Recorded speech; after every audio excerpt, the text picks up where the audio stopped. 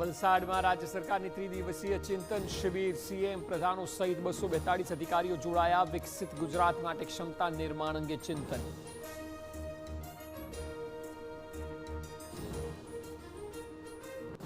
કોંગ્રેસ નેતા ભરતસિંહ સોલંકીના બદલાયા સૂર. પીએમ અને અમિત શાહના કર્યા વખાણ તો આમ આદમી પાર્ટીને ગણાવી કોંગ્રેસ માટે અડચણ.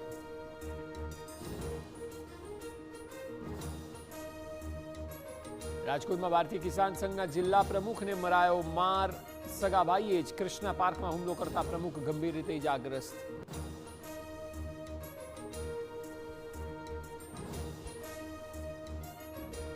ચેતેશ્વર પુજારાના શાળાની આત્મહત્યા બાદ મોબાઈલ ભેદી રીતે ગુમ. જીત થોડા દિવસથી ડિપ્રેશનમાં હોય, દવા લેતો હોવાનું ખુલ્યું.